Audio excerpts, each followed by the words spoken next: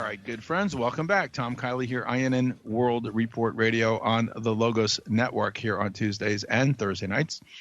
And as promised, our good friend, our Helen, I like to call Helen our Helen, Helen Beniski joining us. Her nom de guerre, nom de plume, being Helen of desTroy, where you can find her writings, helenofdestroy.com. She also writes for RT. Helen, welcome back to INN. Hey there. So, you're coming on maybe every 4 weeks, once a month. Did you ever dream that the topics of conversation could increase so much and metastasize so much in that short space of time between your visits with us? It's weird because, I on one hand, I like to think that it's only because I'm so close to the news these days now that I'm working for a news organization and I have to be immersed in this stuff 24/7. But I really do think that things have gotten significantly crazier in the last year than they were, because this kind of stuff was not happening a year ago. And everything is coming out into the open in some ways. I mean, in other ways, I think that it's a distraction from other things that are being kept in the shadows. But certainly, with things like this Epstein situation, that stuff is that's crazy. And the fact that it's finally coming out now after more than a decade, but a decade since he was given that little deal there. It's refreshing to see that at some point this stuff can't stay hidden forever, and I would like to see the people responsible go down. I don't know if that will happen, but that would really make my day, make my year. Well, maybe they can just, if not go down, feel a little more uncomfortable than usual. Yeah, I agree with you. It's a pretty amazing situation. Who'd have thunk it? Epstein, why now? I don't know. I have and before we continue, I think the alternative media has an awful lot to do with this. What say you? Certainly, to some extent. Unfortunately, the alternative media's reach is not as great as it was even 2 years ago, because all of these tech companies are basically got their boots on our necks. But actually, there's only so much they can do, because people, once you've tasted of the tree of knowledge, you're not going to go back to chowing down on kibble of stupidity or whatever. It's difficult to just to close your eyes once you've been awakened to what is actually out there. So yeah, I would agree that the alternative media is definitely playing a large part. The people have been talking about this Epstein thing on alternative media for more than 10 years. People are aware of this stuff, and I guess, yeah, you can't ignore it anymore when it's right out there. Yeah, well, it's an interesting topic in and of itself. Why now? There's an unraveling going on. The biggest thing that impresses me at the moment is the inertia that and you know me, I tie it all together: the oligarchy, the deep state, the media. The media, the deep state, they all work for oligarchs who want to make sure that we've got democracy, in name only, and make us think that we have some kind of a say in the matter. But they have this old playbook that they've used for so long. There was no alternative. It was, you have to try to imagine what was it like, you think, when radio first came on the airwaves, and then television. It's like listening to the voice of God. You know what I mean? Like, not everybody could do that, and so it just had this authoritative, the trappings of authority right off the bat, and people just assumed that it was straight up, and they've gotten away with that for so long that there was nobody to challenge their lies. Now their lies are being exposed left, right, and center, and they act as if they don't quite understand it, that they don't realize that people can see through them anymore, and they double down and they triple down. And I think they're at a frustration point now where they're saying, the only way to really deal with this is using censorship now. No? Yeah, they think that they can put the cat back in the bag, and it's just not possible, because you can't. Entropy doesn't work in reverse. You can't. The second law of thermodynamics is not optional. And yeah, it's definitely a situation where they're used to having a stranglehold on the means of production, the means of dissemination of news, and it doesn't work that way with the internet. They're trying very, very hard, passing lots of laws, especially in Europe, to try to squelch down on that, but again, you cannot put the cat back in the bag. and they might try, but there are other platforms that are coming out, and as much as like less people use them, I think that there are a lot more of these. I've heard it referred to as like the dark forest model, which I think is kind of a silly name, but a lot of people sharing things in private email groups as opposed to public discussion forums, just because it's a lot more difficult to have a public discussion forum than it used to be. But people will see something on a site and then they'll pass it around among their friends, and it's sort of, I guess, more of an old school model, but the information is still getting out there. It's just not immediately visible to the naked eye. Well, you and I both participate in such an email salon. I mean, I don't know if you participate in many of them or not, but I think it's pretty high quality discussion. And number one, number two, there's a great group of people who, there's a bunch of eyes on the subjects now. So if you miss something, someone can pass it on and discuss it. Is that what you're talking about? Yeah, basically, people, good quality discussion, people sharing, like if you miss a story, somebody will probably send it out, and just get cross-pollinating ideas and stuff. People come from different areas of expertise, and people have different interests, and hopefully, I mean, I'm in, I guess, 2 discussion groups. Well, one is the R1 and then another one, but and it's helpful to just get stories, because, I mean, as much as you try to follow interesting people on Twitter or whatever, I mean, Twitter, unfortunately, is a useful tool if you're a journalist and you're trying to find what people are talking about or things to write about, whatever. But unfortunately, it is subject to heavy censorship. And, I mean, I was trying to find... And heavy propaganda, too. You don't even know, who's behind it. Hold on, Helen. We're with our good friend Helen of desTroy, Helen Beniski, helenofdestroy.com. We'll be right back with her. All right, good friends, we're talking with our good friend Helen Beniski. Helen of desTroy is her nom de plume, or nom de guerre. What would you say, Helen? A little bit of both, maybe? It's both. There you go. Sharp pen, right? And I you've heard me say it before, Helen. I mean, my father used to read Homer to us when I was a kid. I think like even preschool or something, or, in the early grades. Very, very exciting. The Iliad, the Odyssey, Hector, Paris, Achilles, all of this stuff.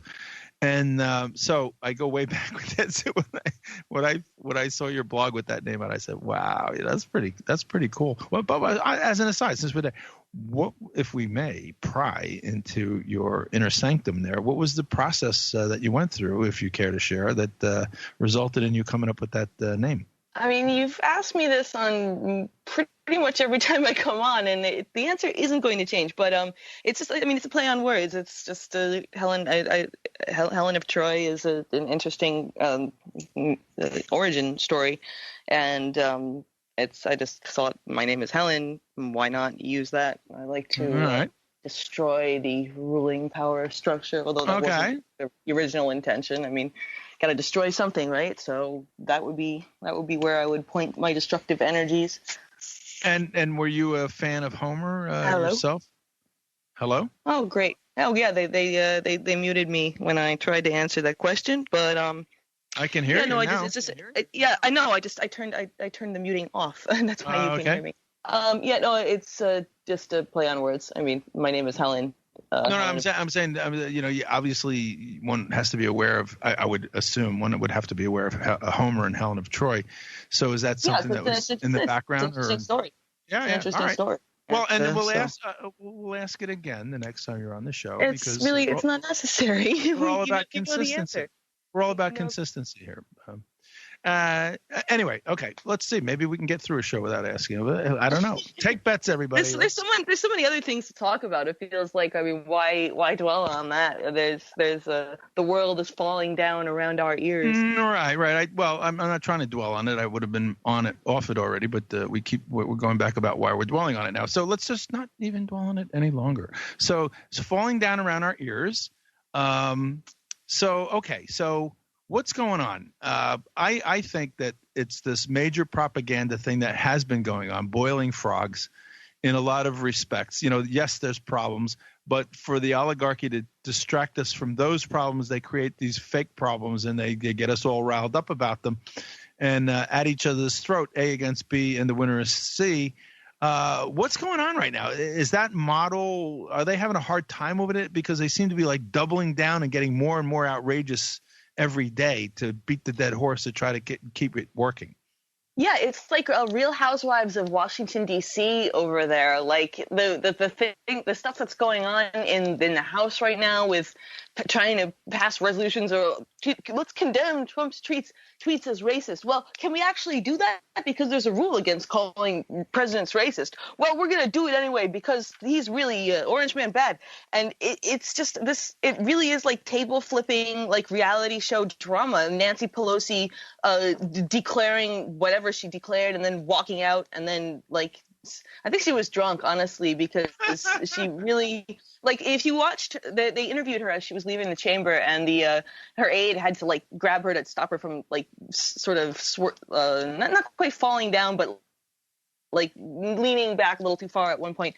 And she really, I mean, I don't know, maybe she's just not aging well, but she does come off as inebriated at times, and I think this was one of them.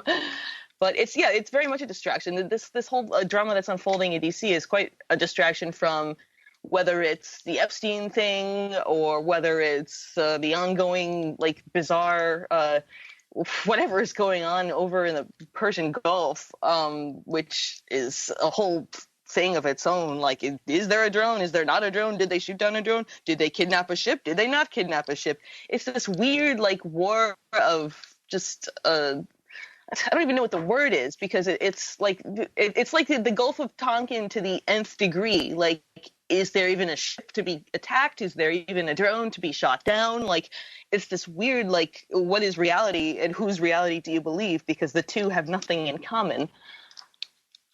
Well, I think what I find to be outstanding about this situation is that we are in fact in it, as opposed to unlike the Gulf of Tonkin, in a war, in a shooting war already.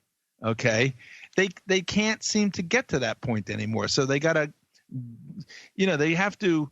It's the fear thing. 9/11, Iraqi weapons of mass destruction, whatever you want to call it. It's just, it just wears off after a while. You know what I mean? And dragging people to the brink all the time, over and over and over again.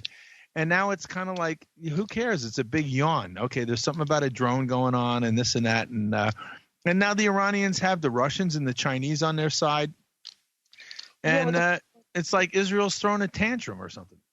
Yeah, the problem is, though, that the sanctions, I was talking about this on the show that I was on Tuesday, but that the sanctions are actually this sort of like this almost like doing war on the cheap, because you're still doing all this damage to the country. You're just not expending American lives and American tax dollars in order. Well, you are in a way expending American tax dollars, because you got half the army, half the military rather, is in the Persian Gulf right now. But it's like this sort of neoliberalized form of war where you just do it as cheaply as possible and outsource it to whoever, and whoever's responsible for monitoring economic transactions, and then you get them that way. So unfortunately, I mean, while it's very good that we are not in an all-out war, because we would not, I don't think, survive that as a country, just bankrupting ourselves. I mean, the fact that we've been in Afghanistan for 18 years and haven't managed to beat to what is really not very high-tech, very advanced situation there, and it's like they have more territory now than they did at this time last year, and it's like, can we just cut our losses and leave, because this is embarrassing.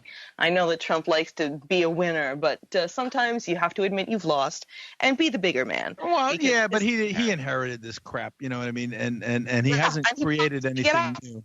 Huh? Promise to get out of it. He's talking about promises kept at his rallies and stuff. Well, I think he's kept a lot of promises, not all of them. I mean, but that's better than most.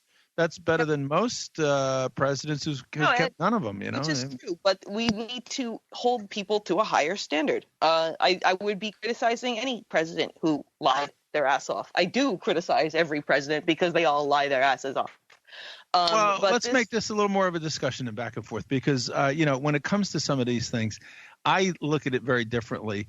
I look at the situation in the Persian Gulf, which you've just expounded on at length, as a devolution. Okay, that in the past we would be knee deep, if not neck deep, in a shooting war by now. They can't do that for some reason. I can think of several. Okay, you alluded to one of them. You can't even. can't even beat the Taliban in Afghanistan. All right, but so then the economic sanctions is another is the best they can come up with. Okay, and that's war on the cheap, as you say. I agree, but every day you're doing that. It's like an inoculation. You're creating an alternate system in the world. Everybody's working around it, and it's this is like afterburners. This is like burning the candle at both ends. It becomes more and more irrelevant every day as it goes on. No, it's true that there is an alternate system developing, at least with regard to this Instex. While it doesn't really satisfy Iran because it doesn't let them sell their oil, at least not yet. And then, of course, you've got the UK, which is basically being the errand boy for the US and seizing ships and whatnot. But I mean, they're going to isolate themselves pretty fast doing that. They've signed on with the wrong side, and I hope they realize that. But unfortunately, it seems that they're wedded to this whole Anglo-American or Anglo-Zionist alliance, and that's not the winning side of history, I'm afraid. If you look at the sheer military capabilities that China is capable of putting out, if it ever did come to some sort of conflict, then I wouldn't want to be on our side. Let's put it that way.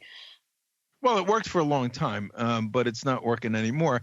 And I think the biggest thing in this thing you left out, China needs a lot of oil. All right, China needs oil. Okay, so and Iran has a lot of oil. So right then and there, you've got a problem. It's not the before China was on the scene as a big player. Thank you, Richard Nixon. The fact that they may have someday needed oil was no big deal. So that was easy to control. It's getting out of hand. It's like whack-a-mole. There's too much for them to try to control. The same reason why they lost in Vietnam. And so what, because to go that extra mile to totally obliterate that civilization, Americans aren't quite there yet. No matter how much you scare them with the Gulf of Tonkin or 9/11 or anything else, so they have to fall short of that, and that would galvanize the world against us anyway. So all these little games where they're nibbling at the edges I think it's just this time running out of the sands running out of the hourglass. Yeah, they're just trying to do too many things at once, and this whole idea of being world policemen. I mean, you can't. The world is too large. The world is too interconnected, and the world at this point it's learned from your mistakes. It's learned from 18 years of war on quote-unquote terror. Everything the U.S. declares a war on becomes stronger for it. Terrorism. I was reading something the other day that the number. Helen, why don't you tell us on the other side of the break? We'll be right back with Helen right after this. Hour number 2 getting underway here on INN World Report Radio with Helen Beniski, Helen of desTroy.com. Please go there, take a look. She also writes for RT, and you can hear why, because she's Helen, by the way, I think you do some great research. So and that informs her articles as well. So Helen, let's we were on that segment there about wars in the Middle East, and they're not quite what they used to be, and so forth. People are laughing at us, even maybe. What do you think? Is that are we beating a dead horse to death? Are we over that yet, or what? Well, I just wanted to finish what I was saying as far as declaring war on something is a guaranteed way for the U.S. to make that thing get stronger. There are 4 times as many Salafist extremists, Muslim extremists, what we would call terrorists in the Middle East than there were in 2001, thanks to the wars we started and the fact that nothing is a terrorist recruiting tool quite like blowing up school buses full of children and bombing wedding parties, et cetera, et cetera. That's going to create a lot more terrorists than just our freedoms, quote unquote. I mean, the line from one of the articles I wrote recently was, they hated us for our freedom, so we decided to get rid of them. It's so now we are stuck basically flapping the breeze. Bill of Rights has been completely shredded because, the terrorists, they hate us for our freedoms. And the terrorists are stronger than ever. I mean, the Taliban is owning Afghanistan, and the government has been taken out in Iraq. And supposedly Iran is such a threat. So why did we take out the government of Iraq and let them basically have the country? I mean, not that I would say that Iran is less of a threat to us than obviously the government believes. But it does stand to reason that we did throw the whole region out of balance, and now we're reaping the whirlwind, as they say. But yeah, I mean, I liked the comment that you made during the break about how the process of disengaging from the Middle East would be like withdrawing from heroin, where one has to do these things gradually and just not, you can't go cold turkey on the whole war machine thing, or else people will just start like convulsing on the floor. Lockheed Martin stock is plummeting, the entire economy just spontaneously combusts in a fireball of doom. Yeah, so I guess, we take things gradually. It's just, sometimes I get impatient, and I would like to see my country not just be murdering people. Trump as military-industrial complex methadone clinic. Yeah, seriously. That's an article. Come on, that's good. That's funny. Yeah, no, actually, it's a good concept. I can do well, I'm a gradualist. I kind of look at things like that. But look, a couple of things. First of all, I chafed a little bit when you were talking about the Salafists and the jihadists and all of that stuff. I thought we were the ones who created them. I thought we were the ones who were encouraging the recruitment of them. I thought we were the ones who were directing them as a wrecking ball. Which side are you, when you say, oh, there's more of them now than ever, are you taking this tongue-in-cheek sort of, mainstream media view on the thing, or do you really think that we don't have that much to do with them? No, I do think that we have, like what I mean by declaring a war on something, these wars are intended to be self-perpetuating. If you declare war on a concept, you never have to end it, because you can never win a war against a concept. So yes, war on terror creates more of these. And yes, we do have an extreme involvement of it. We arm and finance the people. I mean, yeah, no, I was not saying this as, pearl clutching, there's nothing we can do, we've failed. No, we haven't failed. We've succeeded mightily. But it's considered a failure in the sense of we haven't eradicated terrorism because we aren't trying. It's the same thing as the war on drugs. Well, wait a minute. I thought we were perpetuating terrorism as a wrecking ball. We just have to keep arm's length so people don't think that we're involved in it. No? Yeah, do it through shell companies. Just make sure to paint over the Toyotas before you send them to ICE. So when they drive them through the desert, they don't have people's names on them from Texas or wherever. That's just embarrassing. I mean, come on, guys. What is this, amateur hour? Well, the news is amateur hour. I'll say that. Did you ever? I don't know. You before you started coming on this show, I used to comment on that. It's like, excuse me. I don't know if there was a famous remark by Dan Quayle. When W. Bush thought he was so smart to pick this young guy as his running mate, and young Dan Quayle. I don't think he was in the military at all. But when they were selling the first Gulf War, and there was all this trepidation about, Vietnam syndrome and all this stuff, young Dan Quayle got on the TV and said, "Come on, guys, they don't even have any trees over there to hide behind. This is a desert. What are you worried about? It's not Vietnam. There's not going to be a Vietnam. They don't even have any trees. So I riffed with that for years, and I said, for God's sakes, you got a string of Toyota pickups, a mile long, in the middle of a desert with no trees, to quote Dan Quayle, and no clouds. It's a clear blue sky. You got satellites that can, we're told, read a license plate, and they travel unmolested back and forth, up and down, taking oil from one place and giving it to another and making money on it. What the hell is going on here, really? Yeah, that was really ridiculous, because nobody asked that question. It's like, there's nothing we can do.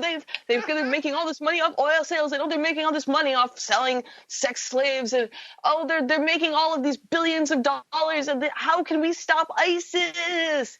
And it's like, a desert. You're looking no at them. Trees. You're looking at them.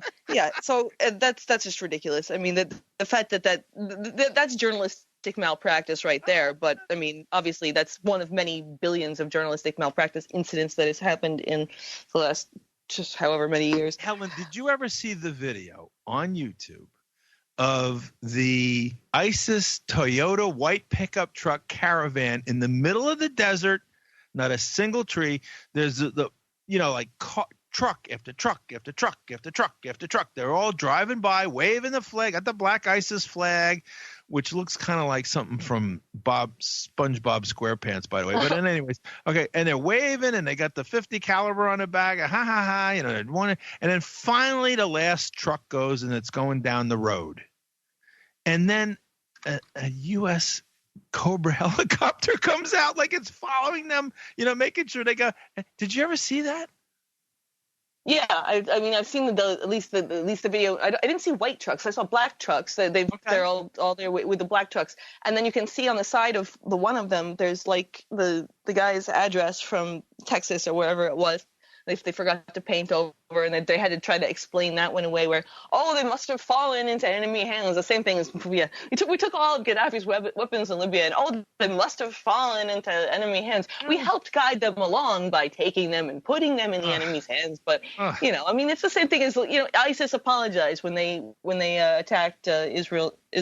Was it Israeli soldiers or Israeli base or something? They apologized, and it's like, well, if it was actually what it appeared to be, why would they be just avoiding attacking Israel at all costs? Why is it always this Israeli? Right? Why are they attacking everywhere but Israel? Yeah, their propaganda master there is this Rita Katz from the I forget what it's called, but from Katz's Deli. Yeah, from Katz's Deli, who's always the first one to get the ISIS propaganda videos, and how does she have this inside connection with ISIS? I mean, it's so obvious, and it's embarrassing. And there was that well-publicized story about ISIS fighters getting medical treatment in Israel, and then being sent back on the battlefield with like $50 in their pocket or something. Yeah, and the fact that it was so controversial when Tulsi Gabbard tried to pass the Stop Arming Terrorists Act, you would think that stop arming terrorists, that's something that everybody can get behind, right? Nope, that was a big controversy. We can't stop arming terrorists, so we might have a functional country in the Middle East, and that's no good. Israel won't like that. Well, hold on. If you're going to say it the right way, okay? It's not terrorists. It's tourists. Tourists. We're going to fight. No. Tourists. We're going to fight the terrorists. The terrorists. Because the next warning they give us may come in the shape of a mushroom cloud. All right. So, anyways, the next smoking gun. So, all right. So, I think that it's really funny. They're frustrated. I don't know. I get this feeling that Israel's getting boxed in. The U.S. Isn't doing its bidding as much anymore, although it is recognizing the Golan Heights, which I think is horrible, by the way. And but I think it's like the Chinese, the Russians, everybody's getting used to this. And you mentioned something you mentioned before. Muammar Gaddafi, the Assad family, and Saddam Hussein kept the terrorists out of the Middle East. Okay, this was like oil and water. You know what I mean? They were afraid of these regimes, and by getting rid of them, we removed the bulwark for it. But then again, that's only if you don't understand that those people actually work for us anyway, and we created them. Yep, and that's how it's been for decades now. And the fact that, I mean, this is openly admitted, like the whole creating and funding the Mujahideen, and the fact that those people transformed into Al-Qaeda, and that those people transformed into ISIS when Al-Qaeda wasn't scary enough. I mean, it is another like drug comparison. That these things, the developed tolerance, you can't get the same degree of fear with the same tourists as you could back in 2001, when all you had to do was fly a plane into a building. Now you have to slit somebody's throat with close-up and set them on fire in a cage, and talk about just sex slave trafficking, which is another avenue of. I mean, that we've got Epstein to talk about still, but yeah. Well, we're coming to the end of the segment. The level of intensity that is needed to maintain levels of fear, and that's one of the reasons why I think they're switching over to Russia and China so much, is because we've basically milked the whole Islamic terrorism thing for everything it's worth. Muslims just don't scare us anymore. We've had it up to here with all of these spirited jihadists, and nobody is lying awake at night worried that the Muslims are going to break in and steal their children or whatever. It's just not. We're not afraid. At least not like we should be, because it's still, you have to say terrorists, but also terrorists, which is I find it an incredible balancing act. By the way, you mentioned Israel. There's this turning point now with Ilan, Omar, being called anti-Semitic, and she was like the leader of the social wrecking ball and everything. It's pretty ironic, I think, that identitarian politics, as Gilad Atzmon will tell us, is a Zionist tactic, and I think it got to the point where it got to be so good that it began to turn on Zionism. It was like, we call it the circular firing squad.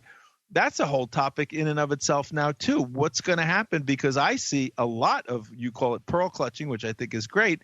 All this identity politics that Jewish groups and Jewish people were so involved with. All of a sudden now they look like they're doing full reverse rudder on it. Yep, because this was a Frankenstein's monster situation. Once you create something that has that much just sheer pathos behind it, you can't control in what direction it goes. And like you said, circular firing squad is the result, because once you've knocked out everybody on the other side, or once you've cowed them all into silence, once you've gotten them to just get out of the way, then you still have all of this basically psychotic energy, and you have to direct it against somebody. So it starts to be a loyalty a situation where you're not loyal enough to the identity politics cause, and so you got to go, and you got to go. And it's these confession sessions where people just have to unburden themselves of their sins against the wokeness. I mean, I wrote an editorial for RT last week where hold on, we'll be right back with Helen. The Lion King. Epstein in this right after this. The Lion King is... All right, good friends, welcome back. Tom Kiley here, INN World Report Radio. It is the 18th of July. It's a Thursday night, kind of hot and humid here on the North Jersey coast, or I should say the northern coast of New Jersey, where we had a couple of thunderstorms, a lot of humidity. It's supposed to have a big hot day coming up in the next couple of days. But it's hot on the show tonight for various reasons, not the least of which is our hot guest. If I may say that, may I say that these days, Helen, or is that like yeah, you're allowed to say that. Okay. You have my consent to say that. Okay, very good. So you Me Tooers, back off. All right. So anyway, Helen Beniski, one of our favorite guests and a personal friend, I might add, on the show tonight.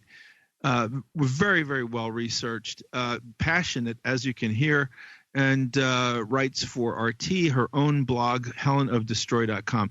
Helen, I would say the 800-pound gorilla in the room, which we haven't gotten to yet tonight, but Mr. Jeffrey Epstein sees himself, he's rather svelte. I think he goes to the gym a lot.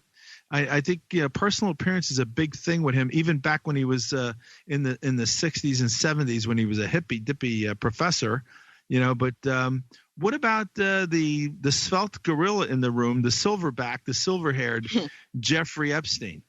Well, if he doesn't go to the gym, he's got a personal yoga instructor who he supposedly flies around with him while he's busy banging little girls on all continents. But the Epstein thing is pretty fascinating because, as we were discussing earlier, why now? Like, what is the point of this coming out now? And it is really taking down everybody. I mean, we're talking about senior government figures everywhere from Washington to Tel Aviv. I mean, they've got photos of Ehud Barak coming out of his mansion. So, I mean, it really is. It has. I was only there discussing policy. He's she was beautiful policy. Let me tell you. Yeah, he's basically saying that he was there for on business only, and it's like, yep, sure, dude, I believe that. But I was only there on business. I was there like John, what's his name, Hart, on the monkey business, but it was business. Yeah, and the fact that he was involved in creating the Clinton Global Initiative, so it's like, what is this? What are we going to do with this Clinton Global Initiative? Can we put the Clintons to bed now? Finally, now that we know for sure that he flew on the plane 26 times, we know for sure that this guy was involved in sex trafficking, and that was kind of like he was a giant raging honeypot operation. Can't we put the Clintons to bed now? Finally, I heard that Jeffrey Epstein was into this, young girl. So I had to go to see for myself. I had to, I feel your pain, and I felt the pain of these girls. I had to go see, was it really going on? That's why I was on that plane. Yep, that's it's really funny to hear his story get revised too. First it was like, I was only on the plane once. Then it was, I was only on the plane 4 times. And always with my Secret Service detail, he was on there 5 times without it. And it's just been really entertaining to watch. I mean, I don't know if it's going to amount to anything, but I know that at least somebody on our discussion list was talking about the Clintons are hiding out in Ireland. I don't know if that's true or not, but they certainly do seem to be laying low And Obama's laying low too, if you ask me, because of all the Russiagate stuff that he was in up to his eyeballs, worse than Watergate. That's a hashtag, but we'll talk about that another time. My experience, okay, and it goes back some time now, okay. I remember the Bobby Brown scandals for Lyndon Johnson way back. Inevitably, there's overreaching by elements of the deep state that feel they are invulnerable because they do the bidding of the real power in the world, and they get away with this two-tiered system of justice. We know about this. Hillary breaks the law up and down, left, right, and sideways, and nothing happens to her. Trump looks cross-eyed, and they go after him, with a B-52. But once in a while, it happens that it gets out beyond total information management. I think the last time we were in a situation like comparable to this, or at least comparable to the potential in this, was Iran-Contra. And I remember Watergate as well. All right, what happened in Watergate? They pardoned Nixon. Ford, who was a member of the Warren Commission, that ought to tell you everything you need to know. Okay, when the country had the opportunity to get to the bottom of it and clean it out by having Richard Nixon stand trial after he was impeached. You can't put a president on trial. You have to impeach them first. You have to remove them from office, okay? So he removed himself from office. All right, so good. He quit. He was now you go after him. Nope, Gerald Ford, and this is this crap about pardoning somebody in advance of even being accused, much less being found guilty. That we got to get rid of that, okay? But that's their way of cutting this thing off from really uprooting and going very far up the totem pole. Same thing happened with Iran-Contra. They blame it on underlings, Richard Secord, what's his name, the Marine there, and Fawn Hall, his secretary, all this stuff. Okay, you cut it off. Is that going to happen here? How far up the tree will this go? Not just Epstein, but also the spying on the Trump campaign and so forth, Russiagate. That's, to me, the big question. Do you have any thoughts on that? Well, as far as how far up the totem pole that it will go, I mean, we already know that it goes all the way to the top, because it's just a question now of who's going to be held responsible. I don't mean that. I mean publicly accountable and brought out, because I don't think it'll ever go to the top, but how high up will it go to the top publicly? I mean, like I said, it's already, like, at least to some degree, come out that Obama authorized this spying, and it just depends on what kind of media are we talking about here. As far as mainstream media, no, that they're bought. They're not going to, unless somebody actually steps down, in which case that's a sign. The red flag has been waved. The bulls can. No, that's run. Not what I mean. Is Clinton or Obama going to be indicted? Are they going to have to go in the dock? That's the ultimate. That's no way. Right. No, I don't see that happening at all. Right. They're not going to eat their own. They're immune. Yeah. Yes. They're above the law. The two-tiered, who talks about this all the time? The two-tiered system of justice, Sean Hannity. So, okay. So I was asking, interesting. Same thing now with Epstein. How far up do you think it's going? You're going to throw some underlings to the wolves to stem the tide? Epstein's going to wake up dead one morning. Too bad he can't testify. What's going to happen? What do you think? That's a good question, because I was wondering about that myself. I mean, he's definitely protected. We know that, because if he wasn't, he wouldn't be able to blackmail people. They would just off him, because he would have been messing with a lot of extremely powerful people, and he would have to be protected. I don't know. He's being kept in Manhattan Correctional Center or something? Yeah, which really has to be annoying to him. I got to tell you, Yeah, I would imagine that he is still protected in jail, because he's a VIP, obviously. I have no idea what is ultimately going to happen as far as who's going to go down. I don't think that the top level, the creme de la creme there, the Ehud Baraks, the Bill Clintons, the other world leaders that are involved. On the other hand, Helen, if there really is a war at the top between oligarchs, between nationalistic versus globalistic, okay, between so-called patriotic versus globalists, they may try to boy, I allow myself to fantasize that, maybe Trump is their champion. Maybe there are white knights that are, that they have their problems, but at least they're not some of this global stuff. The kill switch, and you've seen me write about this pedophilia evidence, that sort of thing, that's a kill switch. They have it.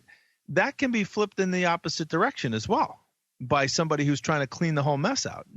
What was it? The stables that Hercules used to clean out, the alluvian stable? The Aegean stables or something. Yeah.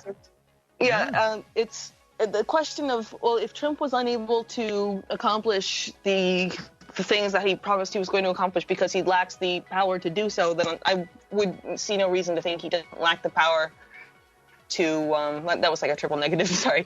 I would see no reason to think that he has the power to get these unindictable people indicted. So I mean, on the other hand, there's more coming out than ever. We'll be right back with Helen of desTroy. We're just getting into the Epstein thing right now.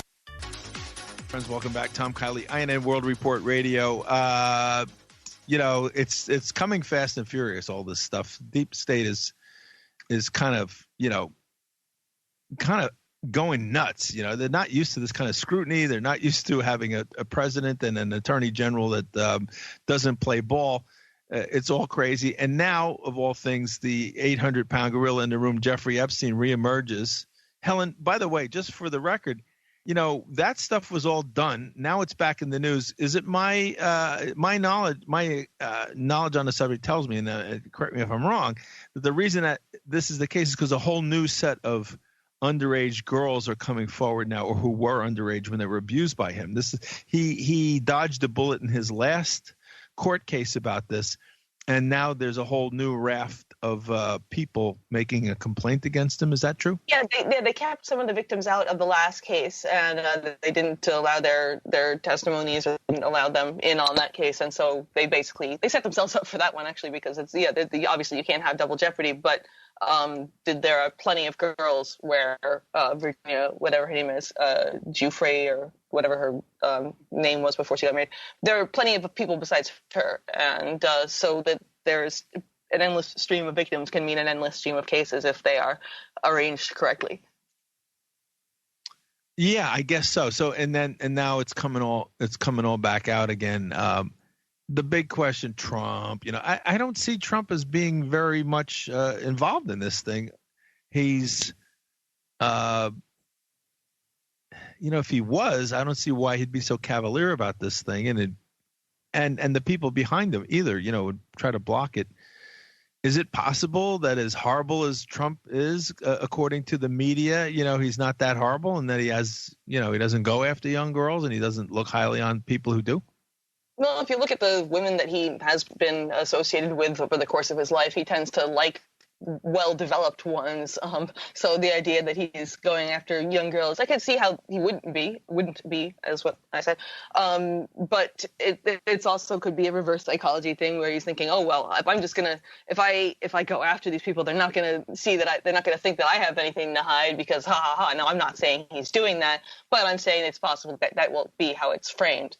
As we were talking about over the break, the people who are trying to smear him have a habit of making fools of themselves, putting all of their eggs in one basket, no matter how unlikely that basket may be, or how full of holes, or how just completely evidence-free.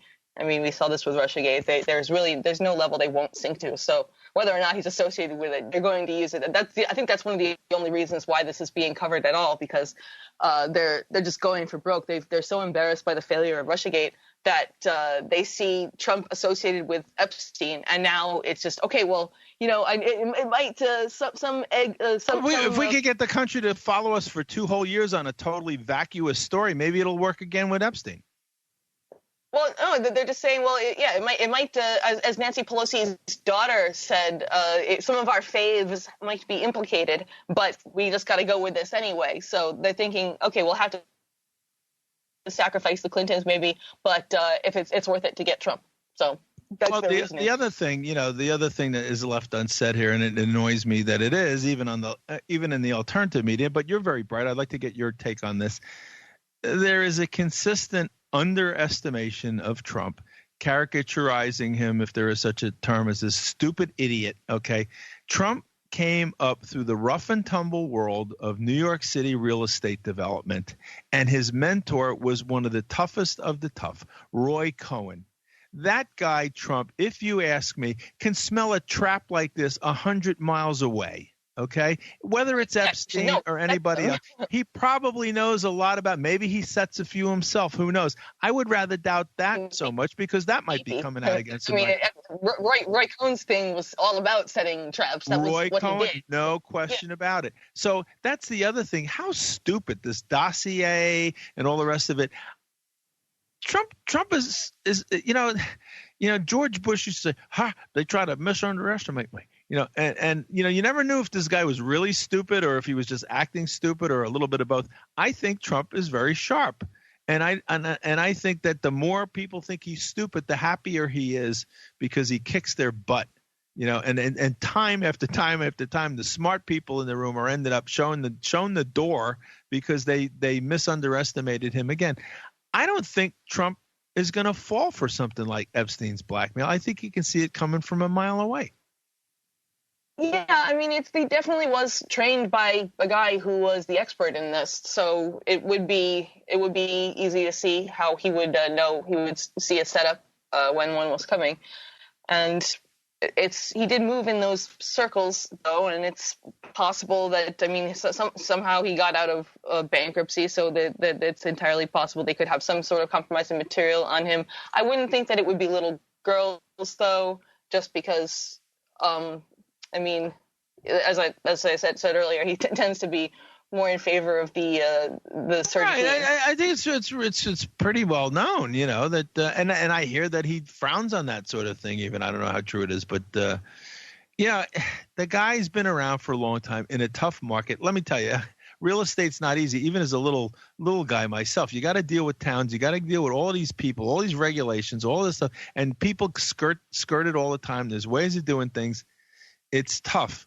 And I think, and he's a good negotiator. I don't care what anybody says, and half of his noise is bluster and filibuster before a negotiation. I don't even bother listening to it.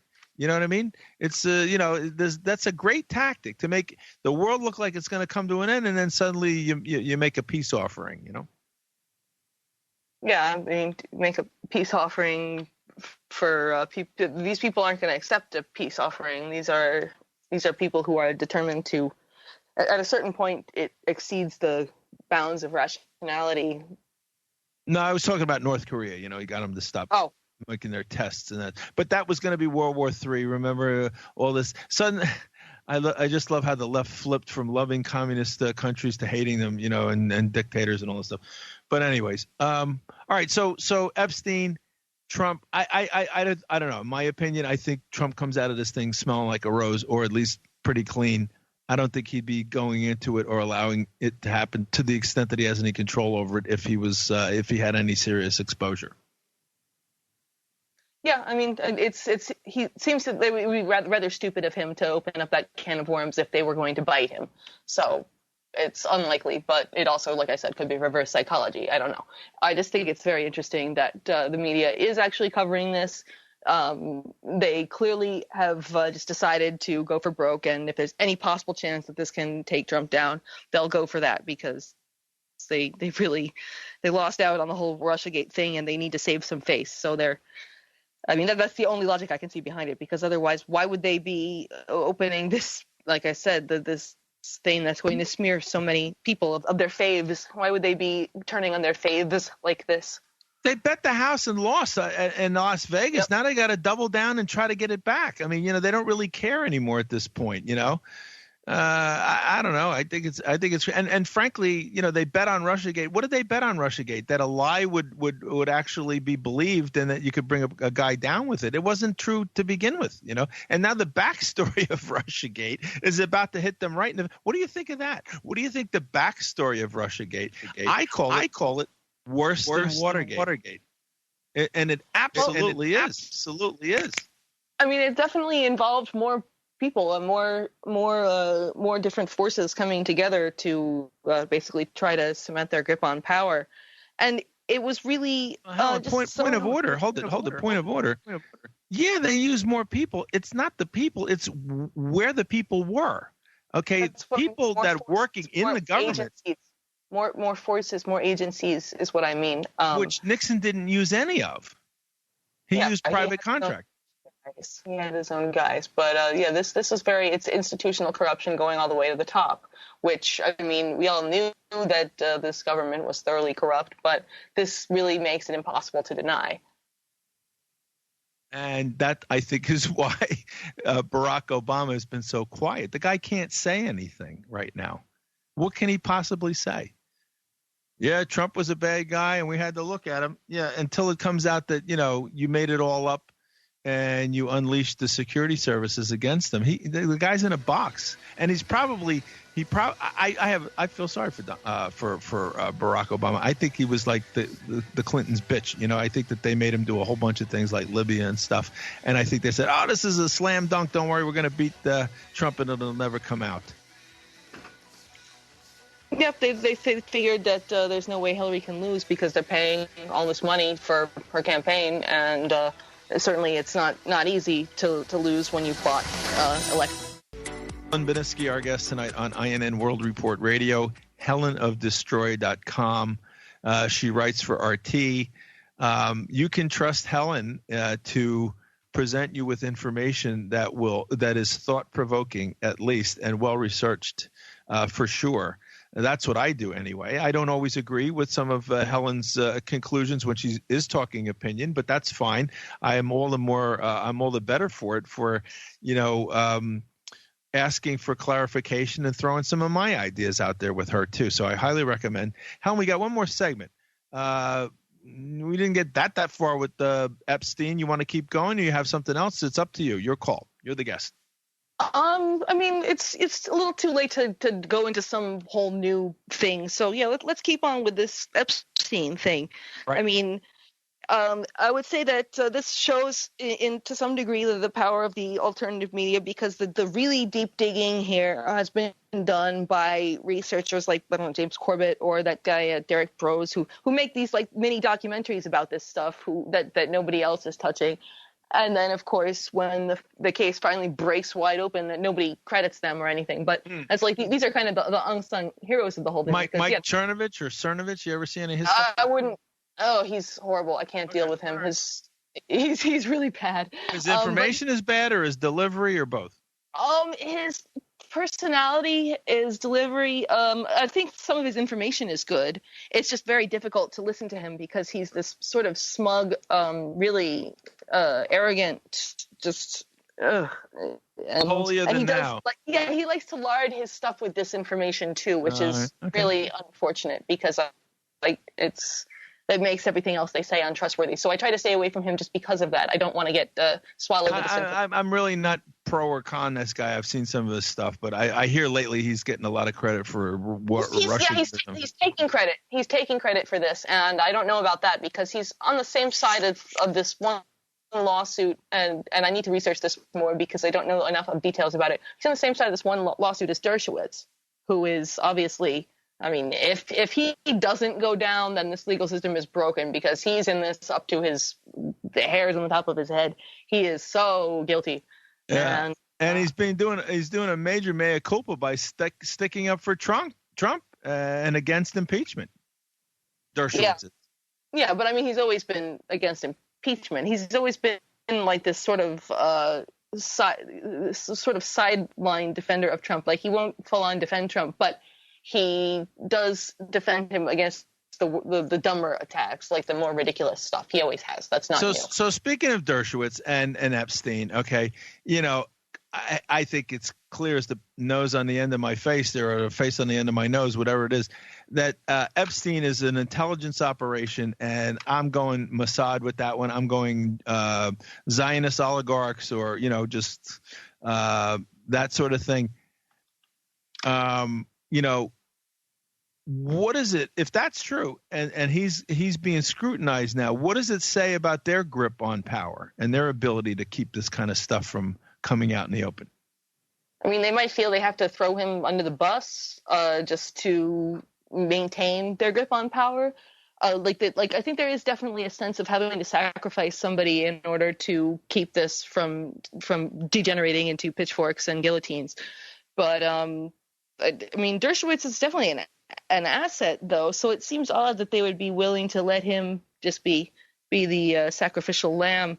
He definitely doesn't want to be the sacrificial lamb, though. He's panicking. You can tell. But he's kind of old now too. You know, he maybe have outlived his usefulness, right? That's possible, but I mean, he's still doing stuff in court, so it's not like he's retired.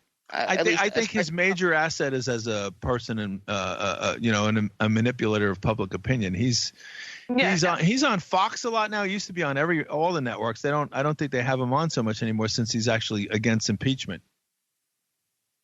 Yeah, that's true. Although it's worth noting that the Democrats didn't vote to even deal with that impeachment resolution. They just said, get this out of here. Well, it's the guy. I mean, this Senator Green has been this is his Congressman Green, a real jerk, I think. Not Senator. Yeah, he's this is his third impeachment resolution. I don't think anybody takes him seriously. Yeah. And I feel bad for the guy because I think he really believes that stuff. But Dershowitz. Epstein, Dershowitz, like the new Oliver North, right? In Iran-Contra, throw a few Richard Secord, Oliver North, Fawn Hall, you know, throw a few low-level people to the wolves. I don't think that's going to work this time. That all happened pre-internet, by the way. Yeah, that's true. People are, although who knows, they might come out with some other distraction. I mean, that was Bill Clinton's thing when he was ensnared in his own little sex scandal. Let's start a war in Yugoslavia. So. It's entirely possible that some other distraction might come out of the woodwork. Well, the ultimate distraction is World War III. You know, if you're going to lose the game, you know, let's let everybody go down with me, kick over the chessboard. Yep, and it's especially because we know that Epstein is a Mossad asset or agent or whatever. So starting World War III is really easy for them to do. And it may be, you know, worthwhile. It may be worthwhile. I mean, here's the thing, you know, the pitchforks, you mentioned them earlier. It's not something that this is time immemorial. If it always worked, then, you know, there would never be any ups and downs. There'd never be any revolutions. There'd never be any changes in power. You know, this has gone on for time immemorial, where the elite ruling layer, you know, overreaches and you know, and there's a natural counterforce that builds up, and that's oftentimes they get pushed out. I think Zionist oligarchs and people of that ilk have had a really good long run for thousands of years. You know, and but, you know, sometimes that kind of thing, familiarity breeds, you know, a lack of prudence, maybe. And yeah, they've definitely gotten cocky. That's for sure. Yeah. I mean, I think in Germany, in interwar Germany, this kind of a thing, you know, boiled over. I think it boiled over. And, yeah, you know, I have this discussion from time to time. We're told that the reason why people of you know, Jewish background rise to all these positions of power in banking and government and the law and academia and so forth, in business, is because they're so smart, you know, and somehow inherently. Well, that's fine. That's great. Good. I want to work together. Huh? It's because they work together. That's what we're told, at least. Or actually, no, that's not what we're told. I'm told that it's because they just happen to be a lot smarter than everybody else, and that's fine. I want smart people in power. But at the same time, you can't have it both ways. If you're the smartest people in the room and the room is going to hell in a handbasket, you know, I'm sorry, you got, you know, you're walking the walk, you got to talk the talk, you got to take the accountability. And that's where this whole thing starts to break down. When people want accountability now, which I think Trump personifies, you know, we want accountability. It's been run poorly for a really long time. You find out, well, it's been run poorly, not because it just inherently is going to be run poorly. It's because some people are really making out accountability. Then you try to hold people accountable, and all of a sudden you get accused of being an anti-Semite. Yeah, that's. I mean, they admit that's also another thing that no longer works like it used to, because there's all these recordings of like Israeli ministers and whatnot saying, "Oh, that's a trick. We always use it." Mm-hmm. So it doesn't work if you've given away the secret, basically. Yeah. So this is a big thing. Is this gonna? Are we in a moment now where, you know, we're gonna have to come to the limits of that power and see what happens afterwards? It's interesting, isn't it? It would definitely leave a massive power vacuum. I'm not sure if there's any group that's organized enough to take their place fully. I mean, I would love to see that happen, because these are the arch Zionists are the ones who are responsible for all of the wars, because it's all about Greater Israel and getting the Greater Kurdistan Project and the Oded Yanan plan and all of that. So if they're out of the way, then we can, let somebody else have a chance at the helm and see if they do it even worse. So that's always the thing. When there's a power vacuum, you end up with somebody even worse. But I'm willing to take that risk at this point, because I don't want World War III, and I don't think that you do either, and I don't think anybody else does. And Greater Israel is not is separate and distinct from from Judaism, which is the big issue. Okay, Greater Israel is a political thing. Judaism is a religion. And they're two totally different things. But I'm referring to Zionism, which uses Jews as a human shield, which I've already said, I think, on this show. Again. But and I think that more Jews are waking up to that fact, because they don't want to be held responsible for the bad deeds of these Zionists, these disingenuous Zionists who hide behind these accusations of anti-Semitism to basically try to smear their enemies and avoid criticism. And they've been coasting on that for too long, and as a result, they aren't able to deal with legitimate arguments. And they haven't brought home the bacon either. The results are not in anymore. The results are terrible. Bacon. Yeah, so it's like you can get away with it as long as you're making everybody, prosperous. But when that doesn't happen anymore, people get restless. So we'll see. I don't know. It's going to be very, very interesting. I just hope it doesn't come to this World War III kick over the chessboard moment, where if we're going down, so is everybody else, a la the Samson option, right? Yeah, I really, really don't want to see that, because I obviously you can't put it past them to do that, because that's the Samson option. Is an established reality. They do have that. They do have lots of nukes, and they are not afraid to use them. I mean, I always say that the reason why Israel is the U.S.'s best friend is because they make us look sane. I mean, the stuff that they do, that they consider to be just okay. These are totally things that are okay to do in to civilians, to children, to women, and medics. I think it goes back to a Masada complex as well. You know what I mean? If the whole world's against you and you're going down, then everyone's going to go down too. Anyway, Helen of desTroy.com, everybody. Thank you so much for being with us tonight. And we'll check back in with you in about 4 weeks if we don't see you here on the Jersey Shore before then. All right, cool. All right, everybody. That about wraps it up for tonight. Thank you so much. Helen of desTroy.com. Go there. Helen, are your RT pieces posted there too? Yep. All right. Very good. She writes for RT. She does very good research. I stand by it. Thank you very much, Helen, and thank you all listeners. We'll be back on Tuesday night.